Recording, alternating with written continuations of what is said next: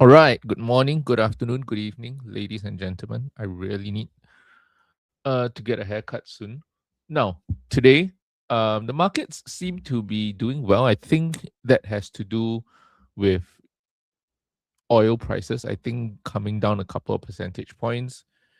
Maybe I guess as the U.S. shifts towards applying economic pressure on Iran, not surprising to actually see oil prices come down because it kind of lowers the chance for a renewed war. Morning, Brian. Not morning, afternoon, nighttime, evening, Brian. Yes, unless you're from the US, then good morning.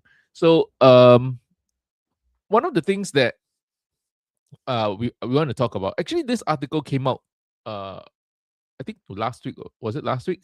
I basically came across this article in Yahoo Finance, and I saw a similar article in Bloomberg talking about how the SEC actually loosened securitization rules for data center bonds. And these securitization rules were actually rules that were enacted post 2008. So they actually basically, the summary is that they're requiring data center bonds to, or they're allowing data center bonds to require even less disclosure. So I don't know how I feel about that. I think short term bullish because I guess you're encouraging spending, but long term definitely concerns over there if they are actually uh yeah, because you really don't know what they put inside these bonds. It's basically like '08 waiting to happen all over again. Not trying to be bearish over here. I'm just saying it as it is, right? That's how back in '07, '08, I remember I was still too young to actually understand the effects of it until much later. But basically, everybody from at least okay, I don't know this from first-hand experience, but from what I read online, uh the financial institutions were putting bad loans, securitizing them, and then selling them, and then that's basically what caused everything. So I don't know whether this could end up for going down the same path. There are some justifications for it, but we will explore that later on. But I think the markets today, oh, something's wrong with my mouse. Oh, goodness. I think the markets today are still relatively green, I would say, compared to the last couple of days. You can see most of the companies on the watch list is green. Zeta, I'm sorry. For those of you holding Zeta, just let me get this. Let me hope for this to get down past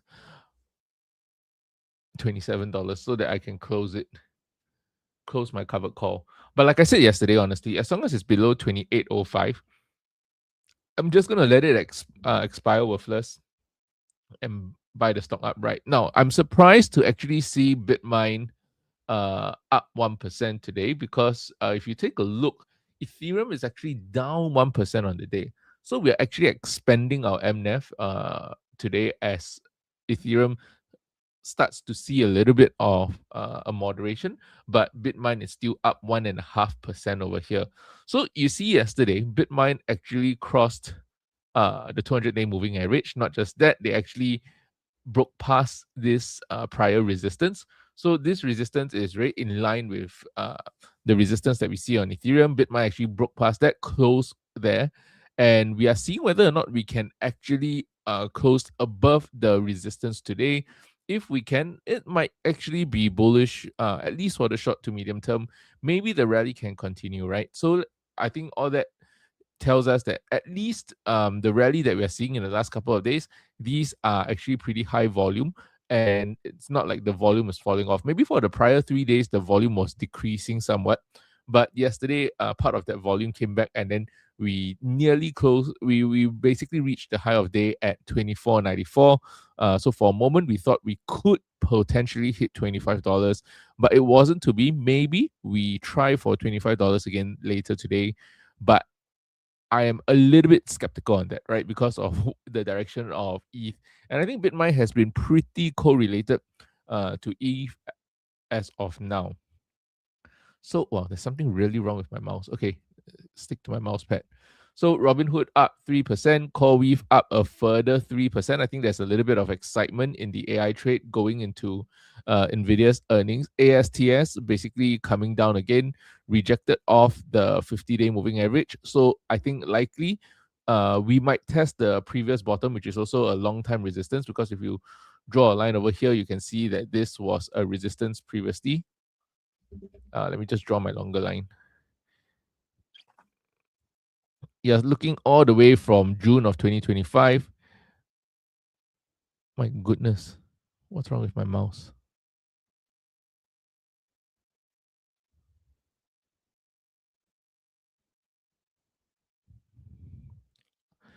Yeah, it's more of a range than a line, I feel, because you can see here, yes, there were some tests at the top. If this is your line, you kind of get a little bit of test here. There's a bounce here, and then basically you are right there again. The previous time we got to $52, $53. But there's also an argument to be made for a slightly lower range around here. So could we drop to 42? I guess maybe that is potentially where it could happen. But if you actually take a look on the daily time frame, the RSI is RSI is negative now. Am I right? It's at 0. So we basically, the momentum basically died from here. So I think there might be a little bit of seller exhaustion. Do we get a bounce from this $63 level? Maybe. I think based on what we are seeing so far, the most likely case is that we retest, I think, the lows over here at around $52. But I think ASTS longer term, of course, I have no problem with it. It's just that going into uh, a seasonally volatile period, I do not want to be holding on to ASTS, which is one of those pre-revenue companies. But long term, yes, I do want to try and establish a position. Uh, yeah, but at a probably But to be honest, I mean, getting in at $58, I'm not complaining, right? So, $58 is a fairly good average. Okay, let's see. Where is SoFi today? SoFi, doing SoFi things basically. We are getting. I think maybe we're not dropping as drastically as we did previously, largely because I think the 50-day moving average is providing a little bit of support as it trends upwards. So the last couple of days, we have seen this try to retest the 50% FIB, come back down, touch the 50-day, and basically we are just range bound for now. I don't think there's anything. I don't think there's anything much happening today, apart from the fact that we are seeing yields come down a little because let's see, I believe the 10-year, what's the 10-year? The 10-year is 4.66, down around 0.7%, 0.8%, and the 2-year is down 0.6%, right? So I really think that this is I don't know. I think the markets are basically reacting. I'm reacting to the conflict in the Middle East.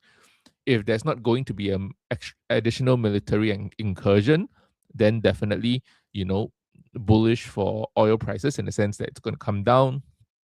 From there, it leads to lesser inflation, makes the job of the Federal Reserve easier.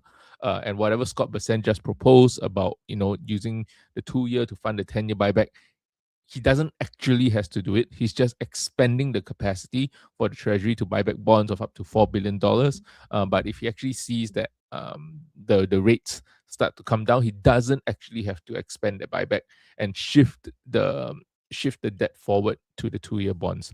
Then that way, Kevin Walsh still will have the opportunity to manage the situation based on market signals. So that is like the most bullish case, right?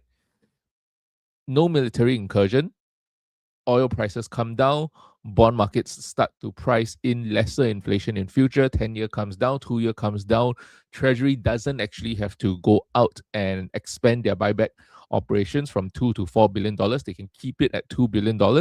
And if they keep it at $2 billion going into the next FOMC, then the Federal Reserve is free to act accordingly. They don't have to worry about even if I don't think they have to hike, but I don't think they will be forced to cut. I think if they actually move the bonds forward, there will be additional pressure on them to cut, right? So I think that's how and hopefully how it plays out across the next couple of the next couple of weeks. But if you take a look at the CME Fed Watch, the probability index is actually,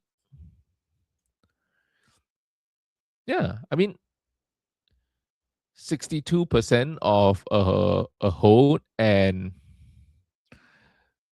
38% of a hike.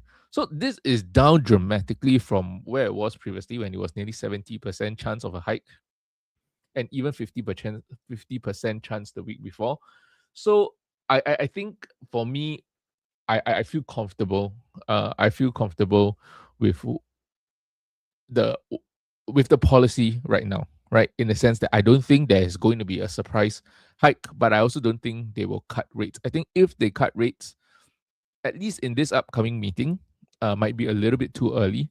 In fact, I do not think they need to cut rates at all throughout the year. If we have zero rate hikes and zero rate cuts for the rest of 2026, and just let things play out, I feel like that is a better place to be. The economy will work itself out.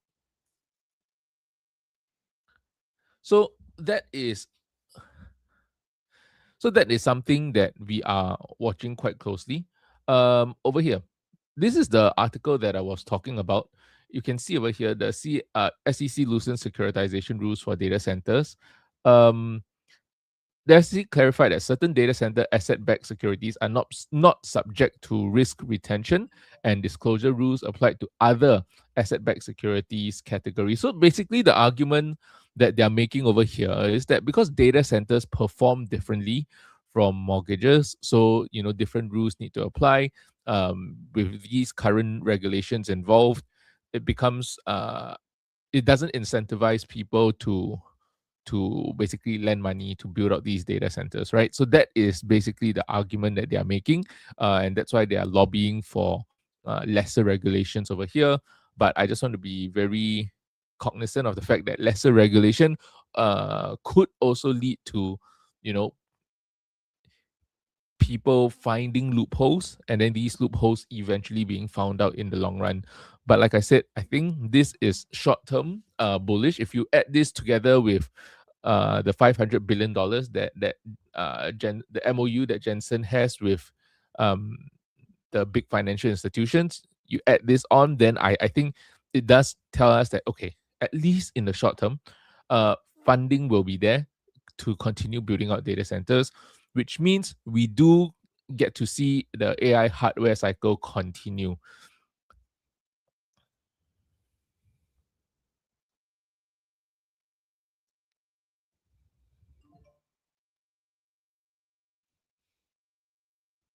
All right. Ads keep popping up while I'm streaming, do they? How do I turn that off? Is it a setting that I can turn off? Give me a minute.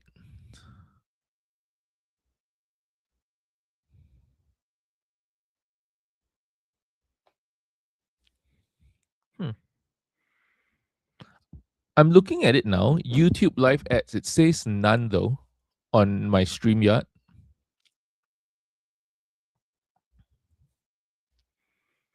Yeah, it says none. So I'm not sure. Are ads popping up for anybody else?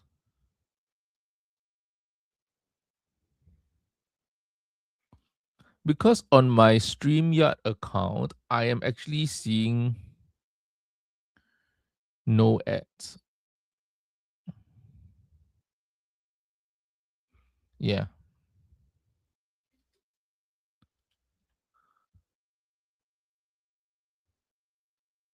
See? I just learned I can do this, but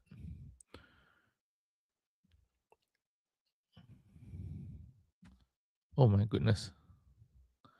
Yeah, but this is what I'm seeing on my end. So I'm not too sure. I don't have any ads turned on usually for live stream. So yep. Yeah, it might be a Google thing though. If it's happening on other streams as well, it might be a Google thing. I'll go and take a peek at Amit's stream to see how he has handled it. Now, so firstly, I am worried about the looser regulations for the data center backed securities, because I think that is really another financial disaster waiting. I understand the need for them to be able to issue loans to go and build more data centers, but at the I don't know. I really haven't had the time to dig into really, because okay, they present a very compelling case, right? The law firm, Latham and Watkins, they clarified that bonds tied to data centers do not require certain post 2008 risk retention and disclosure protections. Basically, they're saying that look, people that build data centers, they already have a lot of skin in the game. You do not need to get them to have extra skin in the game. Technically, that does make sense, but we are not worried about. I guess I guess the fear for me is more of you don't know what you don't know, right? And without the regulation, you don't really know the quality and the kind of data centers and the build outs that they are putting into this securitization. It gets harder to verify. And so I think, yeah, my problem with this entire thing is less disclosures. But of course, it makes it easier to lend money.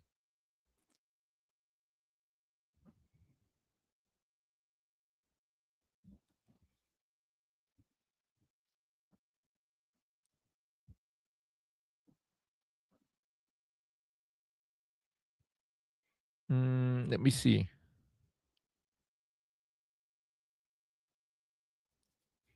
Okay, I have it over here. The disclosure rules that vanish are the visibility rules, repurchase activity, third party due diligence reports are now are how outside investors see quality, less mandatory disclosure. At the top of a boom is a classic pattern. Yeah. Mm. The IMF's core worry is a long-lived physical asset funded by shorter debt, and chips depreciate faster than bonds mature.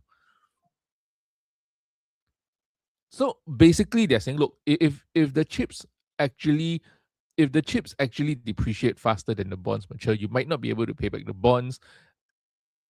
And who are holding on to these bonds, right?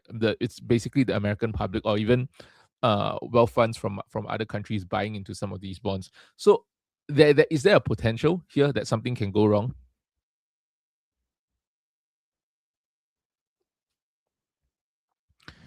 I think there's definitely a potential here for something to go wrong. So when I read this, my my initial reaction is okay, let's buy more hardware names, let's buy more AI names, because for now the merry-go-round is still going on. But when it stops, it's not going to be a gradual stop. I feel like something is going to break. Something is going to break somewhere, and then the whole thing will just, yeah, the whole bubble will pop. And when the bubble pops, it's really not going to be pretty. And when I say it's not going to be pretty, it really depends on how bad things are, right? If people continue to hide defective GPUs, defective chips that depreciate faster than bond matures, if the everyday consumer is affected because of the bonds that they're holding in their pension funds and things like that, this could be very long drawn. And when I say very long drawn, I do not mean like a normal bear market 9 months kind of thing. Yeah, it could be multiple years, which is like what we saw in '08. So this makes me really want to go back and look in detail the kind of defective loans that they put into their asset-backed securities back in '08 and '09 to really try and understand the difference with what's happening now with the data centers, to see if there's any parallel, because it does seem like there are parallels, like with '08. From what, because I was so young at that point in time, I just graduated middle school. I the only thing I knew is that they were putting uh yeah, they used the information of like dead people to take on loans and everything, and they securitized all of that and sold that. And so as I think investment grade bonds, and that was the problem. So I'm just worried, is there a possibility that something like that could happen with data centers as well? Maybe in its own form, because I understand what they're trying to say over here, because the main justification, uh the main justification for this, I believe, is that um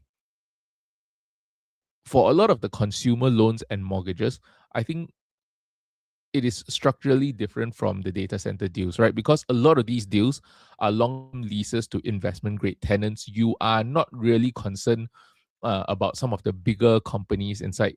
They're actually defaulting, like Google, Meta, Microsoft. That is basically the argument. Uh, yeah. So my concern really is, yes, but what if in the whole data center backed securities, that entire loan, the whole batch of loans, you don't just hold hyperscalers, right? You hold other companies inside that could default, that could affect the return of the bonds. So I think it really, yeah.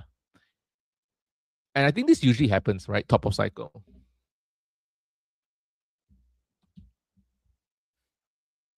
So yes, so this is something that came to my attention, that I am slightly cautious about, right? But that is that is basically something that maybe it's 12 to 18 months out. Okay, in other news, we see Jack Ma buying Alibaba stock in a show of support for the AI build out. If you guys didn't know, Alibaba fell nearly 10% a couple of days ago because they announced a certain capital raise. So Jack Ma joined senior executive in basically buying more stock. But I think one of the things that people don't realize about China's AI adoption, is that, you see, in America, nobody forces, in a sense. Okay, I wouldn't say it's forcing. Okay, in America, even in Singapore, AI usage is just encouraged, in a sense that, yeah, the government kind of talks about it. I'm not too sure about in the US, but in Singapore, we do have some lessons held at community centers for, like, the elderlies to learn how to use it. But what they actually do in China is that they set up all these tents in housing estates, and the government actually sends people down to man these tents, and the residents living in the residential estates are asked to go down, and then they're all encouraged to basically go and get uh, basically their chatbot. I think it's Quen.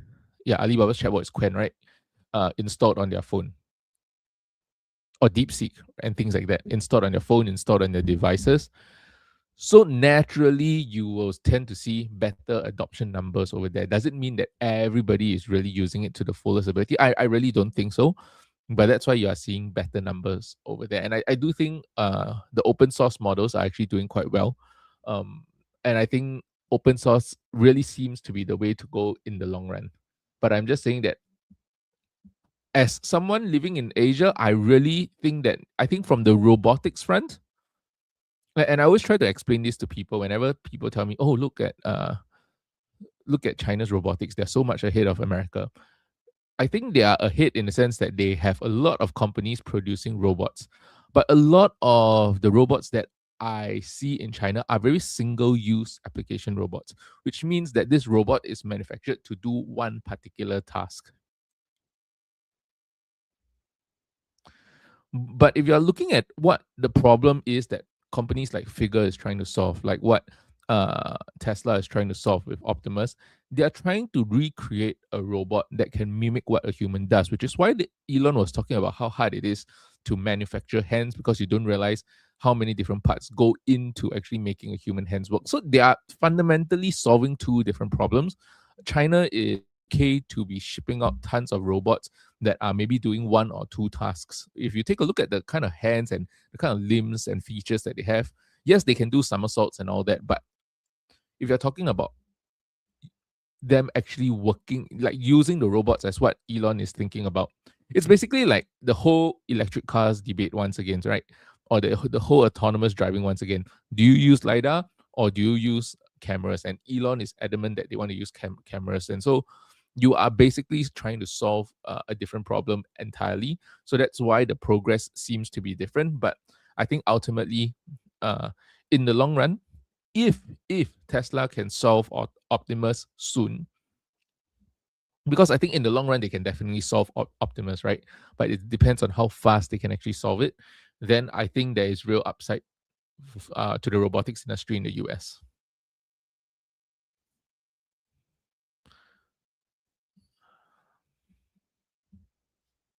Oh my goodness, my mouse is really dying. Give me a minute.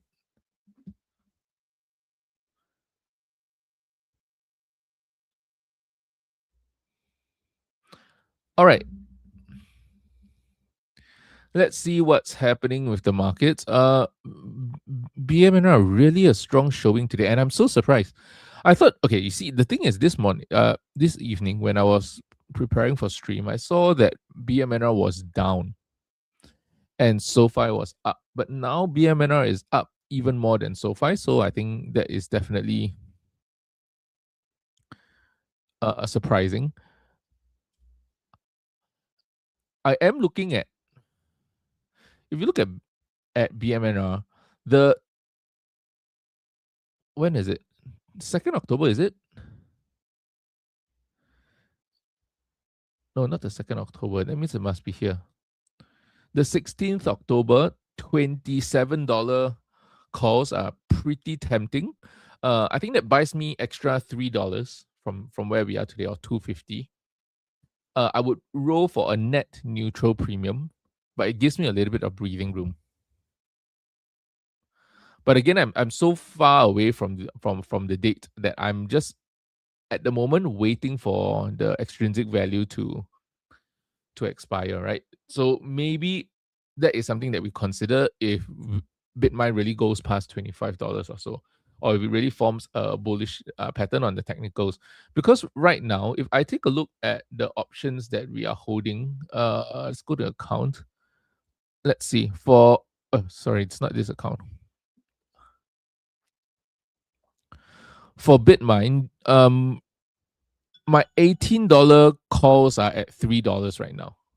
Sorry, my $23 calls are at $23 18th September calls. Sorry, is at $3 right now. So if I pull up my spreadsheet,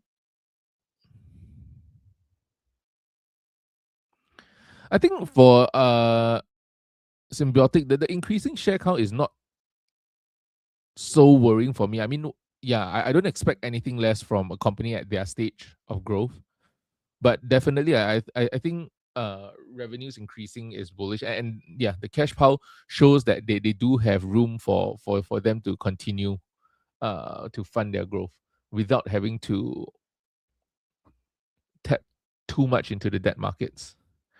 And I think in a time where yields are as volatile as they are, I think it's always good to have a little bit of buffer over here. Let me just pull this up first. So this is my BMNR spreadsheet that I was showing you guys yesterday. So again, my cash secured put expiring this Friday, it's basically going to be worthless. This was at $3 yesterday. So you can see right now, out of $3, we are $1.67 of intrinsic value, only 44% of extrinsic value left. Usually, like I said, my red flag area is around 20% of intrinsic value. So we are kind of getting there. We are kind of getting there. And right now Bitmine is up 2% on the day. So I am a little bit tempted to just roll a little bit early, but I'm not worried that it gets called away early because there's still 44% of intrinsic value over there. Right. So technically I would be, even if they get called away because I receive 50 cents, that would be like selling my Bitmine at 23.50. Yeah. But I'm just thinking, because I already had to trim some of the position previously to pay for something, whether or not it just makes sense to roll this out to $27. So that's something I'll be looking at today. I just want to see how how the market treats the stock today. But it seems like markets are pretty bullish. Okay, see, we are at 308. But we are at $1.80 here, which means we're down to again 41%.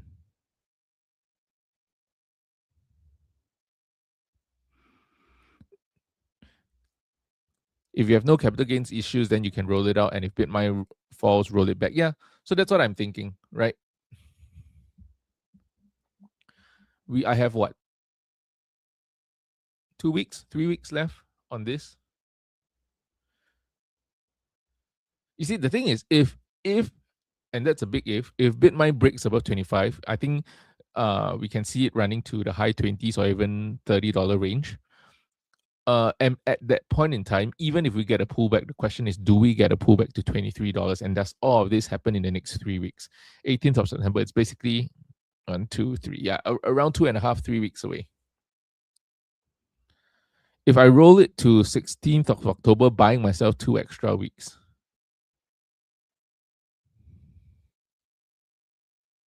For me in the UK, I only have until April. Understand? So definitely, I do admit being in Singapore gives me an advantage to do this.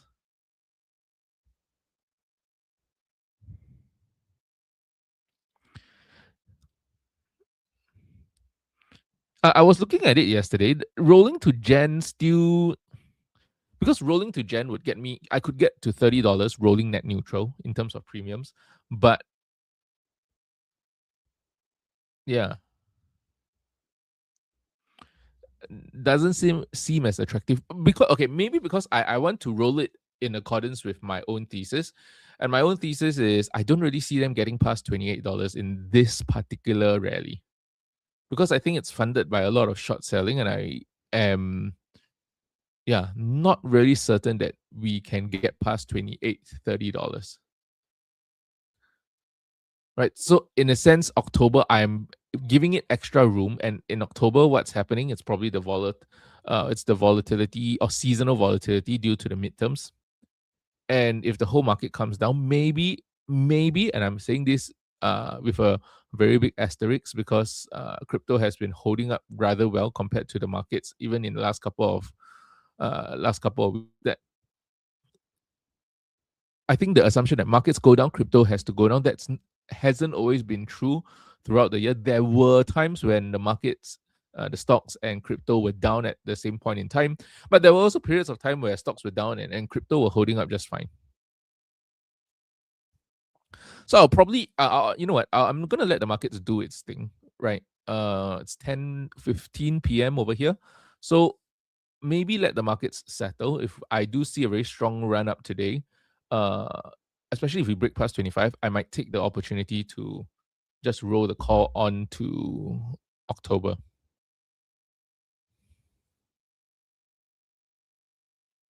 But yes, I mean, definitely, this is definitely a good problem to have. Like nobody is, yeah, this is definitely a good problem to have.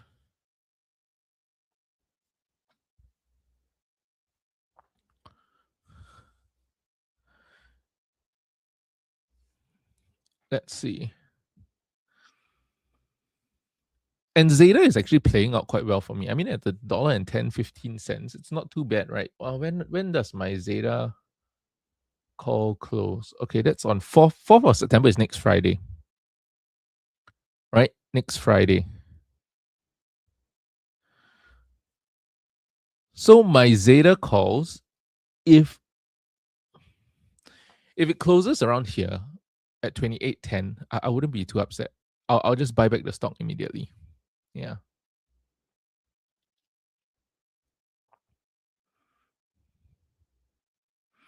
My SoFi covered calls here are doing well. 18th September. This SoFi covered calls at $23 for 18th September. We're already sitting on 64% profit. So what I might do is I'll probably close this out at the end of the week. And then I'll lock this in as premium realized in April. And then I will open a new covered call.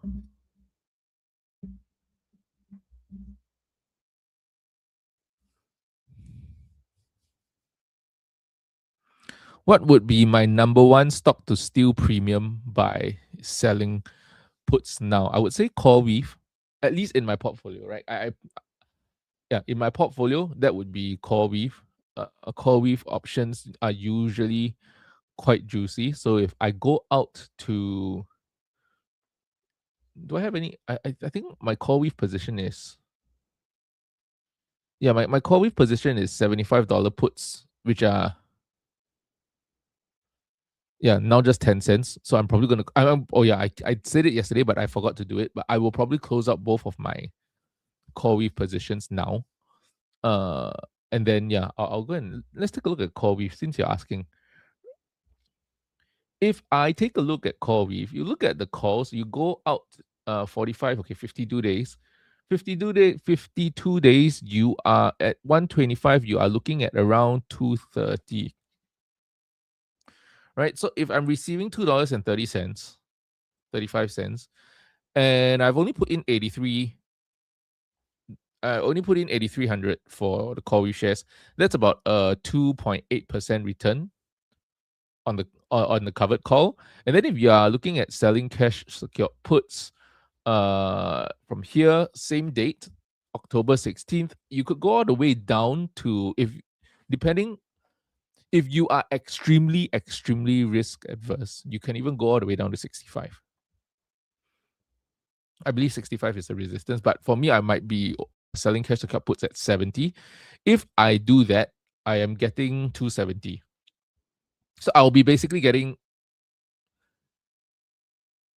270 to lock in $7,000. That would be around a 3%, 3.8% return. Is it? Yes.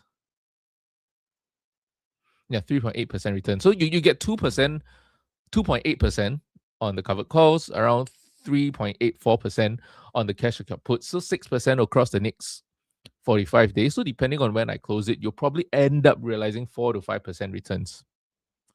So for me, CoreWeave, because it in this account, this is probably the stock that gives one of the highest returns from the options perspective. I'm not sure about ASTS. Let's see ASTS. ASTS is also can also be quite a lucrative stock to do this on. ASTS, if I'm looking at so ASTS, let's ignore the calls. Let's just take a look over here. If you do ASTS, 16th October, $50 puts, you are in at 240. So that's nearly a 5%, 4.8%, right? So ASTS could be a potential as well, because ASTS at $50, I would lower my cost basis to around $53, $54, which is a pretty good place to be. Honestly, like I will be basically at the bottom of this uh this last swing over here downwards to 52.80. I'll be at 54, so just above this line, which I wouldn't mind. But of course, if you are getting ASTS and like me, if you forgot to trim, then I would say brace for a little bit more downside. Yeah, brace for a little bit more down. I don't think the covered calls today on ASTS will be very nice. At 50, you are at $50, you are at 0.2 delta. So it's not, and I think CoreWeave at 70, you're at 0.15 delta. Are you? CoreWeave $70, you are at a 0.16 delta. So for ASTS at $50, you are at 0.2 delta.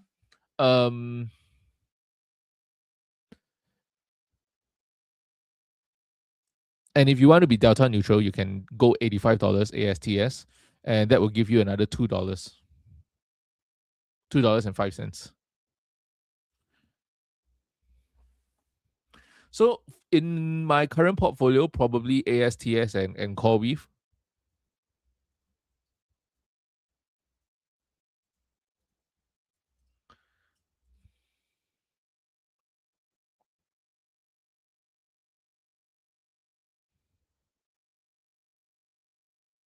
Let's see.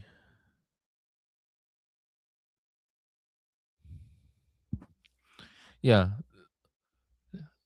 Is there other names? I don't think the other names in the portfolio really do well. I mean, I don't think the other names in the portfolio really do that well. I mean, Robinhood is decent. Robinhood.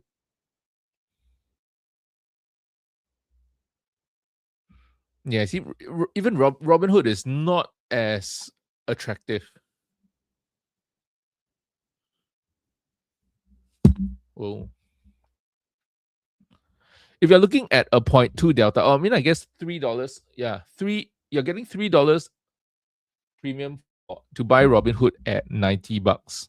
So that's a 3% return. Similar delta. If you're looking at similar deltas, right? I'm talking about 0.2 delta. So for Robinhood at a 0.2 delta, you are looking at a 3% return. ASTS, you're looking at a 4.8, and with CoreWeave, you are looking at around a 3.8. So I would say that CoreWeave and ASTS probably top two. But if you are talking about running this, because and I'm not and yes, I know Lawrence asked the question, but just broadly in general for those of you who are listening, if you are running an option strategy, you might be new to this, I would suggest I would go if it came down to me, or at least when I first started running option strategies, I did it on companies that I am comfortable holding if the option strategy goes against me, right? Because over here, if you are in at Robinhood at around $90 and you receive $3, so your adjusted cost basis is 87, and then today you go out and sell another covered call at, let's see, covered call. Oh wow, covered call is juicy. You can do a 140 covered call and you get $2.50. So you receive $3 on the cash secured puts plus $2.50 on the covered call for Hood. You're in at your average cost basis for Robinhood will be $84.50. And if you tell me that today I bought Robinhood at $84.50, what do I think? I tell you, I think that in the next 5 years, I think you should be doing pretty well. In the next 3 months, however, I don't know. Maybe in the next 1 year is also a little bit hard to say. Really depends on. Yeah, I think it really depends on where. Okay, we are. My goodness, I missed this. We are above $25 for Bitmine, ladies and gentlemen. We have broken above $25 for Bitmine. So happy $25 day to all the Bitmine shareholders. This has been a long time coming from the lows of $12. We have basically doubled from here. What an incredible recovery. And I think a lot of this, okay, this just makes, let me see, Bitmine. And you know what's the funny thing? The funny thing is, I've withdrew $50,000 to pay for like my renovation and stuff. And then with this recent recovery in Bitmine, although my share count was lowered, actually the value of my position is the same as before I withdrew that $50,000. So I guess that's all good.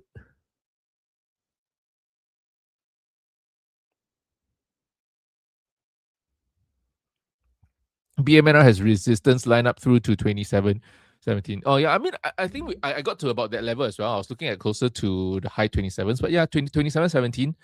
Yes, I am.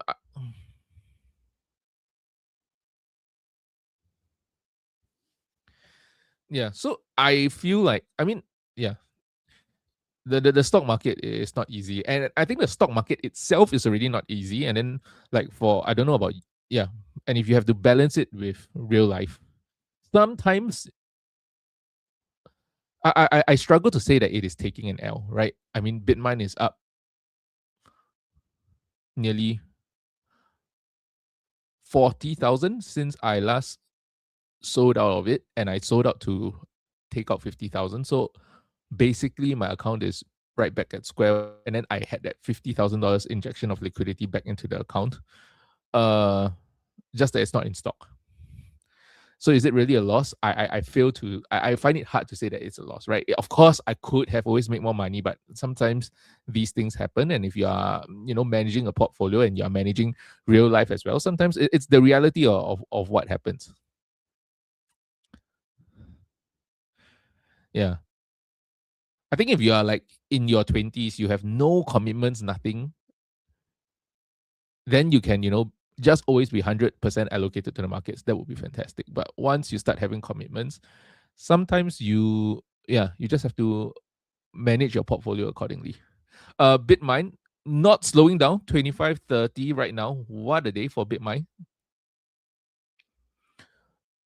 Okay, first rate. Is this a first rate candle?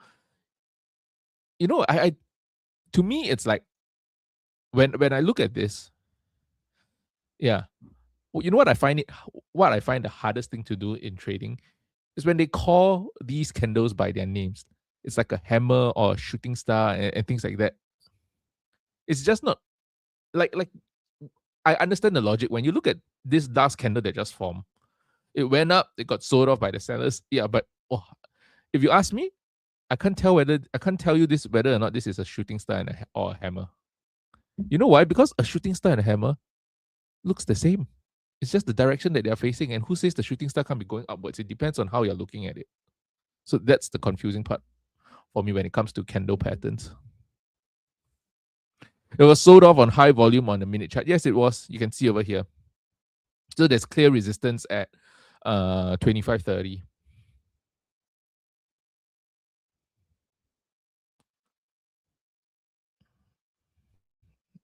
Yeah, you can see this over here. This spike in the volume. This was the sell-off. So I think we saw a lot of people take profits over here. Let me see. Let's take a look at the. Let me just do my quick calculation right now since I'm.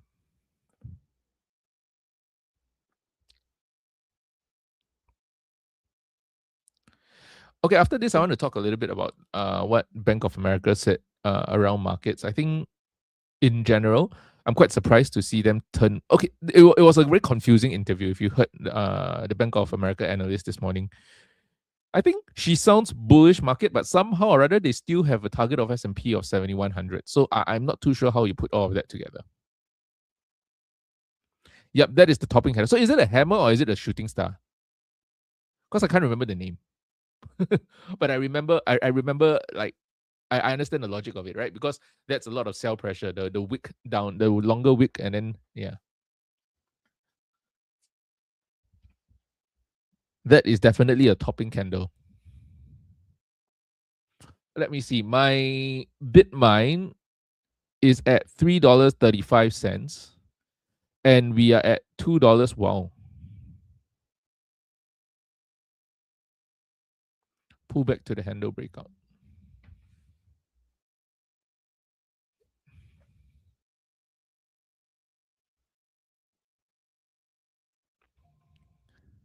I was just speaking to a trader recently, and he tells me that a lot of the indicators are actually like he is a very volume based trader and he is a very price action based trader.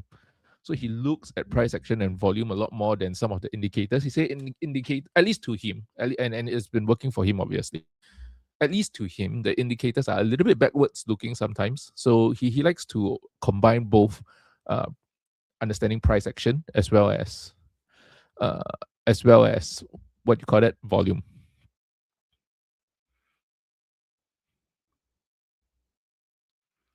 And you know, I really think I should restart my TradingView subscription.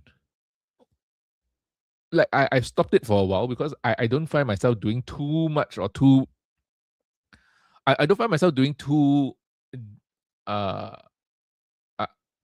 okay. I do not find myself doing too much detailed technical analysis, so much so that I need TradingView. But ever since joining my new company, I've met quite a few traders, and then you know, it kind of like, yeah, it awakens something inside of me to want to do it properly. Let's take a look at, yeah, because I've always been quite lazy with technical analysis. I just do something very simple to more or less get the idea, and I'm confident enough in my ability to like manage my options positions to always get myself out of trouble. Okay, so maybe next year I should start a trading account. You know, even if it blows up a couple $1,000, and then I'll learn it. It's like how okay. It's like how I learn options. I also blew up. I didn't blow up an account, but I blew like 6 digits learning options. Of course, I'm not going to put 6 digits into a trading account. Just a disclaimer, right? But Yeah.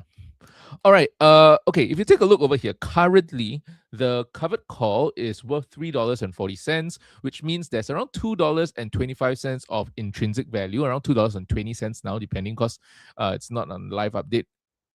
The extrinsic value. Oh, sorry. This is the formula. In case you.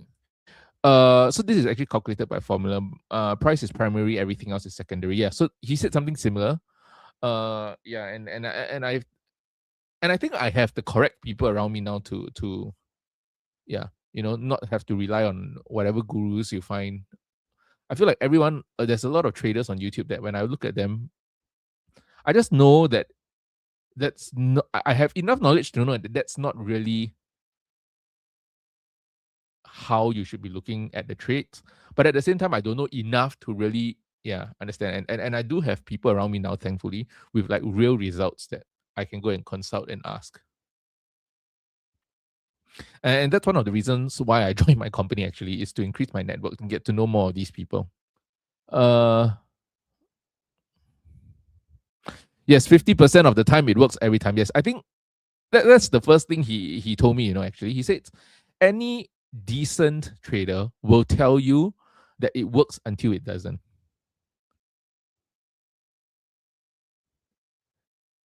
Yeah, so some people think that, oh, technical analysis leads everything.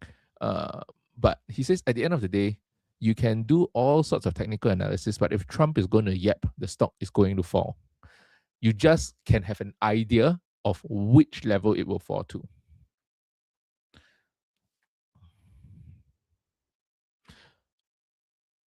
Oh, you mean Technical Tuesdays? I do watch that. Yes, yes. I do watch that every now and then. I watch Technical Tuesdays. Jason was on the stock picking thing, right? With Amit and gang. Yes, you remind me now. That is how I heard about Arkamine.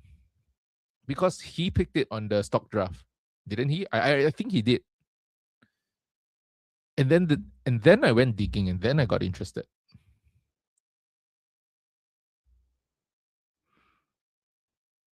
But yes, Jason.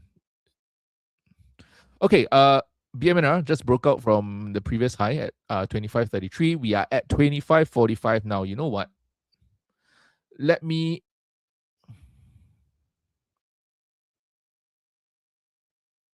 I think it was him. My impression is that it's him, Arkamine. Okay, let's see. If you're wondering what I'm doing, I'm just trying to roll my BMNR covered call. Because right now it's at 350. So 350 and this is 358. If this is 250, you can actually see we are dropping very close to that 20% range. And then you know what? I will be in Korea next month. I just do not want the stress of dealing with this when I'm in Korea. So let me just deal with it now. So I will be.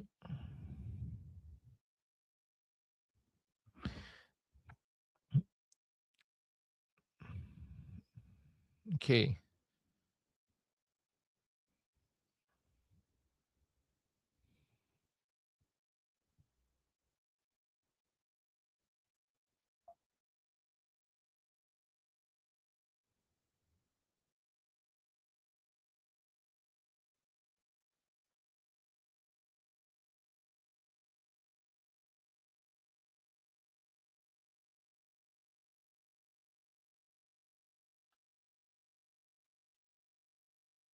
Let's see. 20.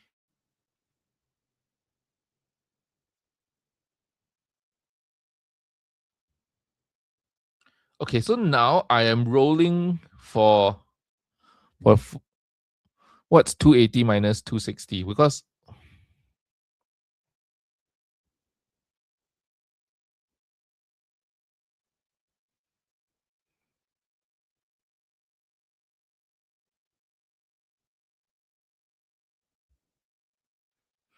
okay, I'm rolling for a net credit of $200 basically. Is it going to get filled? Yeah.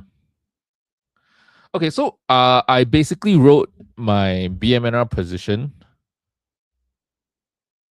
Yeah, you know what? I'm gonna try and stream when I'm in Korea as well. Like I'm gonna keep up this. Okay, maybe not daily, but I will definitely stream at least once. Yeah, I'm going to Jeju, so all my Airbnbs are by the sea. So it's like I will try to stream when I'm there at least once or twice.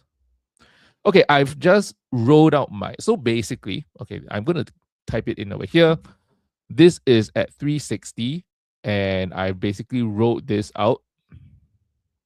So I closed this at 360. Today is 25th of August.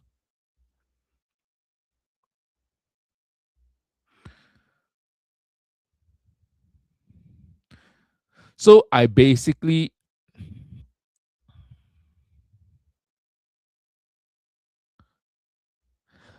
okay, I received 1,500 and I paid back. I realized this P&L is not exactly accurate because I need to minus off.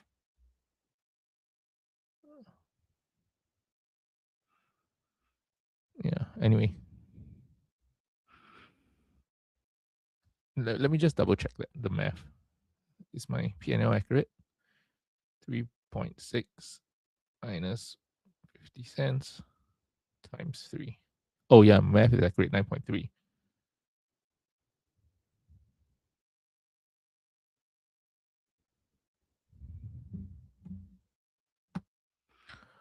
Okay, so right now, and then today is 25th of August.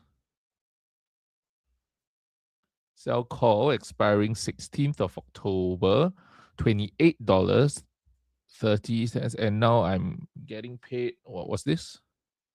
$2 and 50 cents. $2, sorry, not 50 cents, $2.45. So you can see, basically, I'm just going to show you. If you, okay, the reason why I have done what I've done over here, and I'm just going to show you very quickly. Give me a minute. Let me just pull everything down.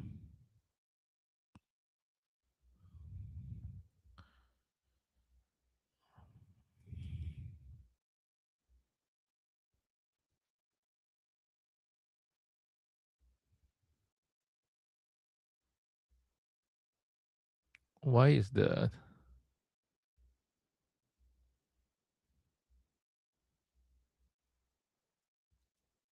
huh.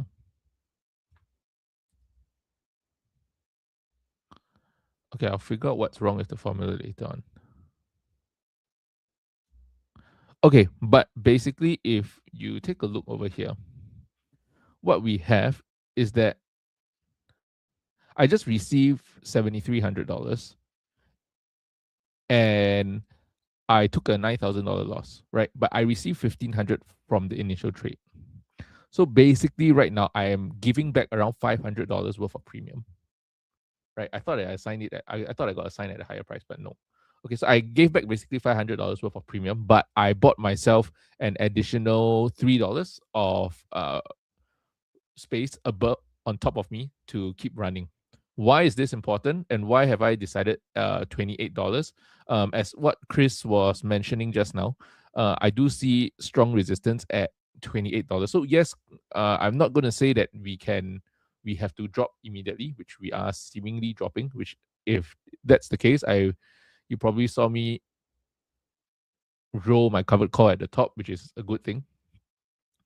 And look, I'm doing this in my personal account where I don't need that capital immediately, right? I just want to hold on to BitMine's position. So why is that important? Now, if you take a look over here, and why I've chosen $28, because $28 really would bring us to around this level over here, right in the where we would have broken above the 0.236, and it's very close, at least to me, to where Ethereum would end up at around 2,800. So if Ethereum runs to 2,800, I based on my valuation model, BitMine, if it trades at a 1 times MNAV, should be worth around $28 as well. The only risk is that I do see Ethereum basing between $28 and $32 for a while. So could it be that on 16th of October, ETH is at $32? It's definitely a non-zero possibility. So if that is the case, come closer to 16th of October, we might have to roll it again. Then we will roll it again and we'll deal with it then. Yes, BMNR is up. I just wrote my covered calls, which were $23. And I rolled it up to $28, basically paid back around $500 in premiums. More or less a net neutral roll. Yeah, more or less a net neutral roll. I don't know why in my head I wrote it for a 20 cents profit, but yes, it was more like what's 500 divided by 30? 16 cents? Yeah, about a 16 cents loss per option, which is fine because I'm just buying myself extra time right now. So as I was explaining, the reason why I've done that is purely based on my expectations around ETH's price. Ethereum's price will do one of two things, right? And it sounds so redundant to say, but it really will do one of two things. Either we will come back down and test the bottom of this range and break it and break support and basically come back down. In which case, I will roll back my covered call even earlier, right? Close that covered call earlier and roll it down to another one. That would be one possibility. Second possibility that could happen is that it continues to rally. It bounces off this resistance over here at the 0.236 and at $24, at 2400, sorry, that becomes support, and then it basically rallies all the way to the next level of resistance and support, which is around 2800. And then that is where we find some resistance because we are basically in no man's land right now. So it's very hard to say which direction we'll go to.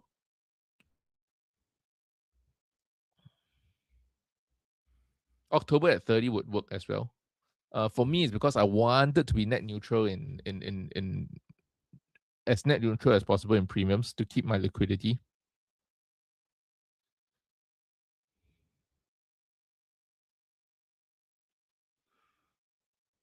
Yep. So I didn't mind that. Yeah.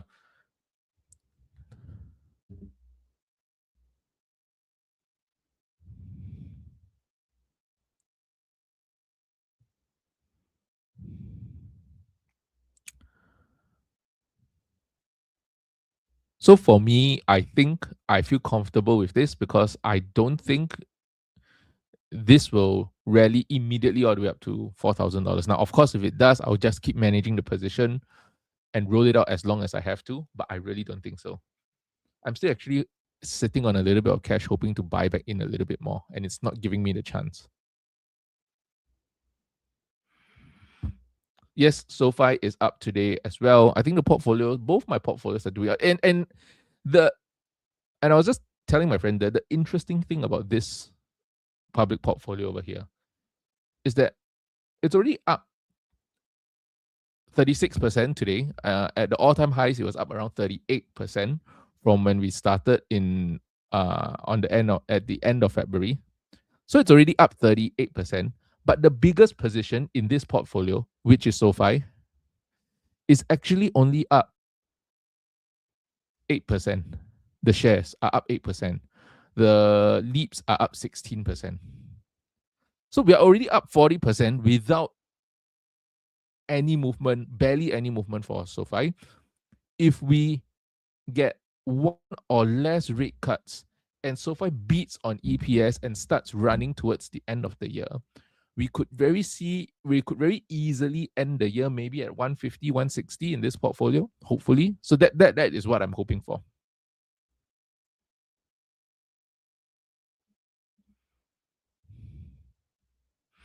SoFi is like the runner in a marathon who is about to win, then hits a wall just before. Oh, don't remind me.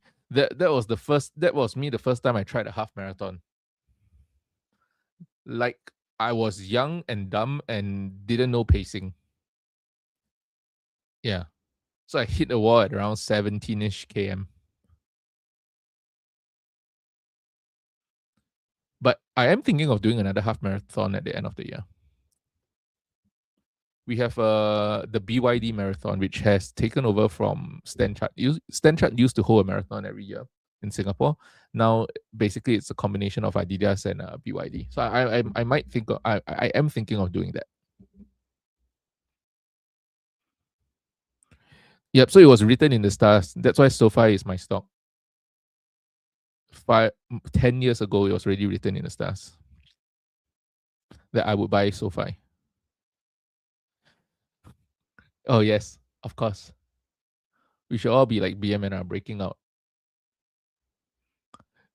You know what this BMNR reminds me of? When I was doing my first half marathon, like at the start, I saw all of these people in their like 50s and 60s, and then I was like, oh my goodness, I can't believe they're running. But then when I jogged past them, I thought, good job, guys. You know, I was like rooting for them. But at the 17 km mark, I saw some of the same people run past me, and they were increasing their pace, and I couldn't keep up with the 50 and 60, and I was in my like mid-20s at that point in time. What you want is at 17 km, you do this. So that, yeah. Okay, now enough about marathons. I just want to bring you to your attention. This analyst from Bank of America actually is quite bullish on big value companies, and she included the hyperscalers in them. And her argument, and which has been made quite often after this quarter of earnings, is that earnings have increased, multiples have contracted. A lot of the companies are a lot better priced right now. So, and sometimes when analysts, I'm not trying to like put anybody down, but sometimes when analysts says these things, I feel a bit skeptical. Not because I think that it is wrong. I agree with her, but if you are getting value, if you want to get value from the company's earnings expanding, yeah, you needed to buy Amazon at $200, not now at 250, 260. I mean, okay, granted, I think Amazon at 250, 260 is still relatively undervalued compared to the long-term trajectory of the company. But it's very easy to, say these kind of things now after you see the rise, after you see the earnings. I think where you really get alpha is if you are able to spot these companies before they're really showing the results, because maybe the internal metrics of the company are already trending in that trajectory. But I think it does give you a perspective over where the market is headed, and I think how some of the institutions are thinking about this. Make sure I play it at a reasonable speed. To 7,800. At 7,800 on S&P, you're like, oh damn. What are we going to do? Do I need to do anything with my? Are you still at 7,100? We are at 7,100. Okay, so you're. So they're still at 7,100, but she's actually bullish, like large cap value. Wondering, okay, 10% is not the end of the world, but then it gets all of a sudden down to 7,600 and it looks lower. You still think this is going to be borne out before the end of the year, that the market? A bigger dip. Yeah. I mean, well, there's a couple of reasons we could see it. And look, I'm a little more optimistic than I was, a few months ago, because what we've seen is multiple compression in a lot of these frothier areas of the market. Because earnings have gone up? Earnings have gone up, prices have come down. And in a way, I feel like it's a healthier reset, especially for tech, for semis, software, hardware, like that whole complex. We've seen earnings come in at a very healthy clip. Cash flow is actually pretty healthy, and multiples have come down. Kind of a rolling correction in some. Okay, so she said a couple of things here. Earnings have been good. Yes, agreed. Multiples have come down. I guess on some companies, I think like Google has already. What is Google trading at today?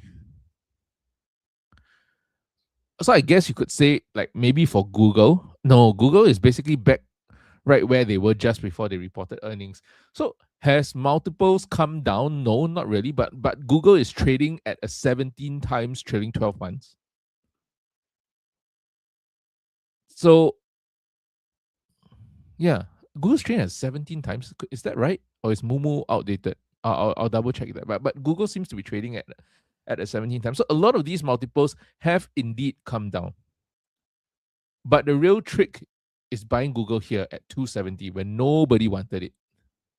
The real trick is buying Nvidia at 170, at 180 early this year when the AI trade was supposedly dead.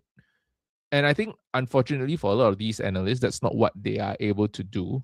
Maybe because of they're managing other people's money, and clients will be mad at them for buying at certain prices. But this was the area to buy Nvidia, right? If you're talking about Google earlier this year, if you're talking about Alphabet earlier this year, then this was the dip to buy at the 200-day moving average. Fantastic chance to buy it. Again, it fell to the moving average 320. That was a good chance to buy it. You want to ask me about big tech, then is anybody buying Meta now? Because this level over here has been very strong resistance for Meta, 530, and we're at 564, just 5% above this level. Is anybody buying Meta now? But no, but everybody will be rushing to buy Meta when it breaks all-time highs at $800. Oh, sorry, I just realized two things. I realized two things. Number one, I didn't share my screen when I was talking, which I will go back and share later on. Secondly, I paused it in a very unglamorous position. It's a correction. With the prices. And the PE has come down for a good reason, which is earnings going higher. So I think that there are pockets of the market that now look a lot more rational than they did at the beginning of the year. When will we get your 2027? What does next year look like? Next year is interesting. So I think, but the one thing I was going to say is we're heading into this sort of seasonally, turbulent period. Yeah. And I think September 1st. The risk is just being in the index and being complacent. You know what I love as a protection against downside in the S&P? Large cap value. And there's a bunch of tech in it. It's not just boring old economy stocks like energy and financials. Tech is large cap value now. And that's why I like tech. That's why I like a lot of these areas of the market that have gotten a little bit more rational. So, I think the risk is missing the upside, but the risk is also being too heavily invested in heading into a seasonally weak period. The way to navigate that is just park in large value stocks, set it, forget it, come back later, and you're going to be doing fine. In fact, what's surprising is even though it's felt like we've been in this very mega cap tech-led market for the last 5 years, if you look at large cap value versus large cap growth, they've performed neck and neck for the last 3 years, 2 years, 1 year. I mean, it's been a very surprising stealth outperformer relative to the rest of the pack. All right. So when will you give us a target for 2020? Second question. So 2027. So we all kind of, come out with this around November. And yeah. What are you leaning towards? I mean, I think it's going to be a good year. What I worry about, I don't think we're seeing any signs. But if you do 10% for next year, you'll only get to where we are right now, right? Well, okay. So when we do our year end, our year ahead, we think about where the market is currently, what the fair value is. Even today, some of our models that are based on returns are suggesting a higher year-end target than where we are today. I just think that now is not the time to buy the index and close your eyes. I think there are. I would always like to be like that if I was a sell side strategist. I would just that would be my permanent. Buy the index and close your eyes. Nope. Pretend that I always have a 10% drop in my average in my forecasts, and then we even had Brian on, and he goes, "Well, they can just raise it at the end of the year if they're wrong about the 7,100." He did. He also was talking about some of your economists are looking for 3 or 4 rate hikes. Yes. And I go, really? And he goes, well, if that's wrong, then we don't get them. Then we'll say 1 or 2. Well, forecasting is hard, and year-end targets especially are kind about of the silly future. Number. Okay, so you listen to that. I think that is wild to me. Like she looks confused. So I played this video primarily for 2 things. Number one, I think I agree with her. There is value to be found in large cap value. Don't necessarily have to be in tech right now. Full tech, if you are uncomfortable, you can go into some large cap value, not large tech value, which do includes some of the hyperscalers. So that's number one. But secondly, which is why I say do not listen to the analysts. They just asked her, right?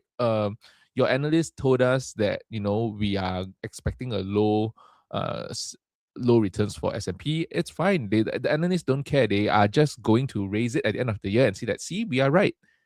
So that's a whole strategy for them to always come out looking good to me, right? Which is why by the time you listen to some of these analysts talk, you listen to some of the bankers speak, you are already too late. The job of the investor is to really try and look at underlying metrics that can be both fundamentals and technicals to really try and understand whether or not the company is still on the correct trajectory. And that's what allows you to hold in the long term, not all of these day-to-day price movements and things like that.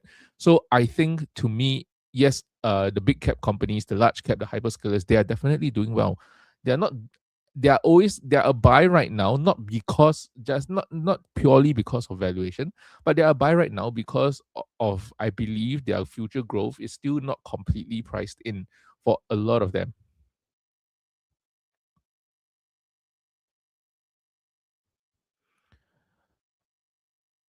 Yeah. And don't listen to the analyst. They just said it over here, right? If they're wrong, they can just raise. And he just asked about the rate hikes. Bank of America came out saying 3 rate hikes. And she just said, yeah, we can just reduce it. I mean, she agreed that, when someone else came on, I can't remember who was it that came on, said that we can just reduce it. And she basically agreed with him. Yeah, say 3 rate hikes. If you're wrong, we'll just reduce it to 1 to 2, and then we'll still appear right. I mean, that's the game that they're playing so that they always seem right. Which is why I do believe, like, in this space, credibility is so important, and it's very easy to just change your targets. And then, people have short memories. They're just going to forget it.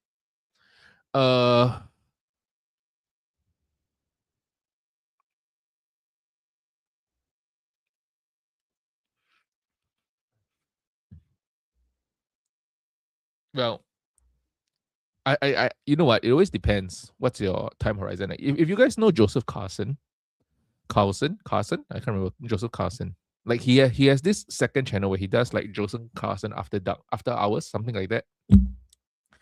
And I watched that more than his main channel. But the reason why I liked it is because I first found him during COVID. And if you remember, he started his portfolio with just around 2 to 300,000, very similar to where I'm starting right now. And for the longest period of time, and I think it was just nice that when I first started watching him, that was 2021, 2022, markets were doing badly, and he was picking companies that seemed to underperform the market. And even in 2023, when the market started rallying, some of his companies, especially like Google, who was being held down by lawsuits and litigation at the point in time, very similar to Meta now, that he was just losing to the markets even when the markets are doing well. But he looked at the fundamentals. He always believed that, you know what, if the fundamentals are trending in the right direction, eventually the markets will realize. And today he's far outperforming the markets. And I do think that he is a slight contrarian to some of the other usual commentary that we are seeing. Yeah, and so his portfolio has grown, I believe, doubled from, yes, it's not like humongous growth, but not many people can say they doubled their portfolio in the last 2 to 3 years. The only place that I see Gorilla Tech is actually on X. So right now, Gorilla Tech is kind of like Zeta for me last year. It's like the hype stock in X right now. I see a lot of people talk about it. No real idea what they do, so tend to stay away from that. Yeah, so basically, Kunal, my point is, you do have a long way to go, right? You might be losing to the markets in just this 2 to 3 years, and yeah. And even for me, I don't think I'm outperforming the markets by that much, because, okay, if you took a snapshot at the end of last year, I look like a genius, because with SoFi at $32, my CAGR was over 30% per year for the last 5 years. But that is after losing to the market for the whole of 23 and 24. If you take a snapshot of my portfolio today, then I look like I'm just performing like what the market does. Why? That's because SoFi has been cut in half from 32 to 16. Did anything change about SoFi? Nothing, right? The only thing changed is this entire Middle East conflict that we get, having inflation, driving all these things down. So nuance is important.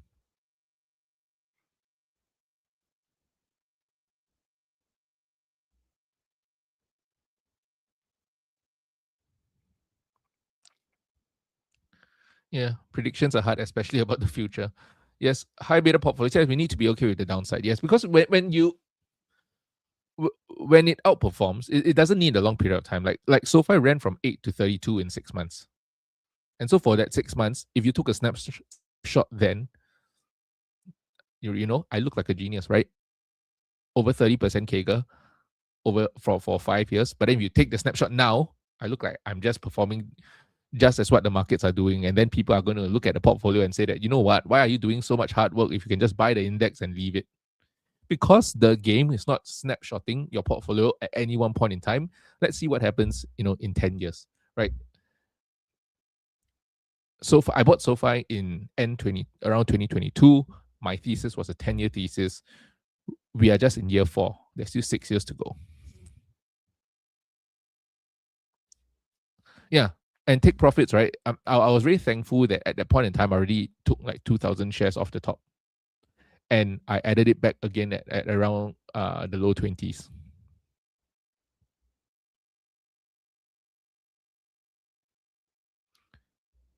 So yeah, I do think that there is value to be found, as what she said. I think you can hide out in large cap value. In fact, that's where some I don't have many clients, but those that I have, I'm usually quite close to, and I've already put them in large cap value. So from that perspective, very similar. My point is, by the time you are listening to analysts come on CNBC to say buy large cap value, and then you go and actually look for the large cap value and buy it, you're a little bit too late. Yeah, so I think right now, oh wow, look at BMNR. Are we going to? We are at 2560 right now. Let me just take a look at my BitMy spreadsheet. Look at that, ladies and gentlemen. We are at 1.07 times MNAV. Because I assume we are diluting around 14 million shares last week, right? We are at a 1 point. You know what I hope? I actually hope Tom Lee is going out and, number one, issuing preferred shares. Number two, even if he doesn't issue preferred shares, just go and issue some at the money shares right now. We haven't been at 1.07 times for a very long while. And I was just saying in last week's video that if we get to the end of the crypto winter, so this is a bit earlier than I expected, we could be trading at a base case of around 1 to 1.1 times. And then in the new crypto bull cycle, then we are probably going to see 1.2 to 1.5, which is what we saw previously. So technically, they can go out today and go and raise some more capital, which and I'm saying this because look, $300 million is really not a large sum of money for what BMNR hopes to do. Based on the price of Ethereum today, they would need at least 464 million. So the amount of cash that they have on their balance sheet right now, if I were to add in the most recent numbers, let's take a look. Sorry, I can't remember what's the actual number. 308. Sorry, I need to change it to 308. 1.05. Preferred shares 30. Where's my? Oh yeah. Okay, so this has changed. 308 here. They would need an additional $156 million if the price of Ethereum stays at around 2,400, which it seems like it is doing.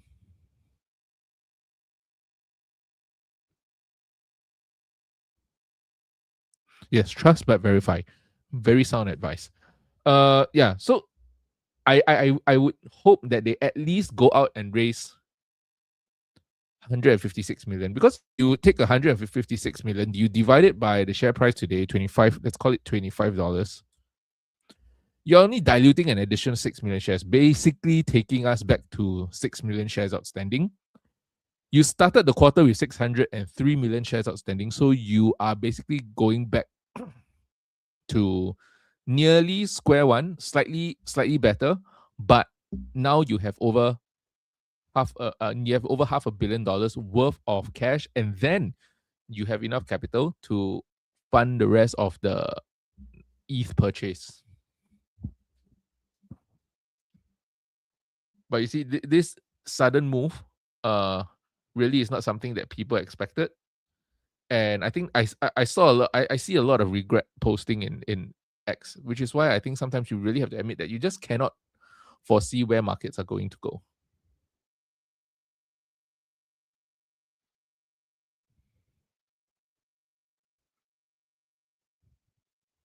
Yeah. So with Bitmine, I think we are in a good position. There's nothing much over here. I will continue selling cash secured puts. You see, the problem I have is that right now we are so bullish for like 4 days in a row now that I'm having problem selling cash secured puts. But my cash secured puts are expiring this Friday, so maybe I won't sell any cash secured puts this week. I may end up doing them next week if we get a little bit of a pullback. So I do still expect a pullback despite the strong move right now. I do still expect a little bit of a pullback. Let's see. Yeah. This is through to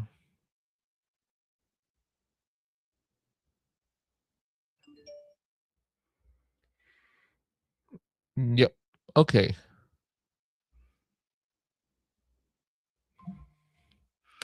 Oh, but talking about inflation, so apparently the US and Canada are fighting again. Yikes. Like I said yesterday, I really I think reports today have come out about why the breakdown in talks actually happened, and I believe it's because Howard Lutnick, was trying to renegotiate some of the terms for the steel and aluminum industry in the US. And there were a lot of lobbying happening, trying to protect the profit margins for them, for that industry in the US.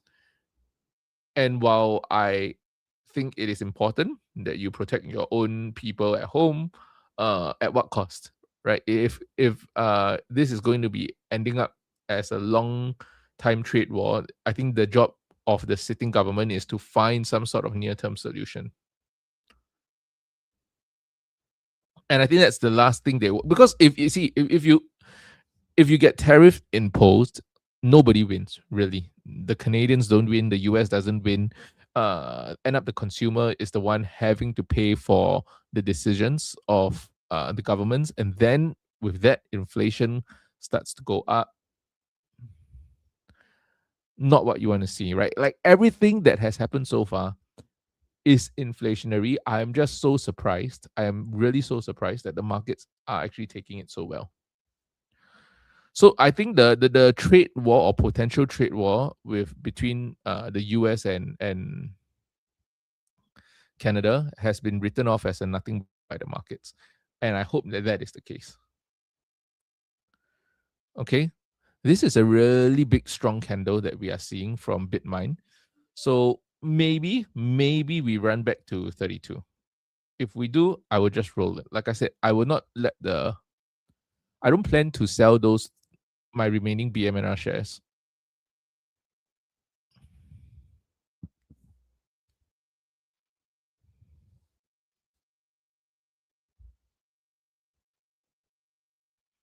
Yeah, I will probably trim. I think somebody asked me before. I'm only looking to trim maybe once it doubles, so it's like closer to $60.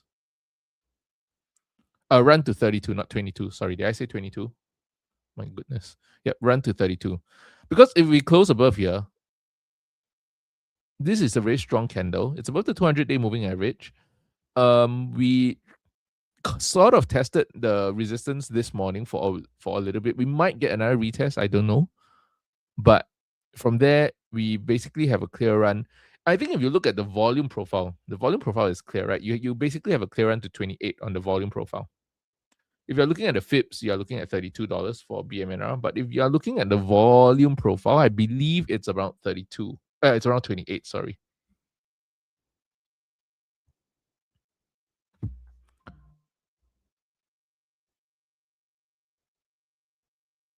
Yep, let me just share my screen over here. So the next level will be, what's this? around 28-ish. This volume shelf that we're looking at over here.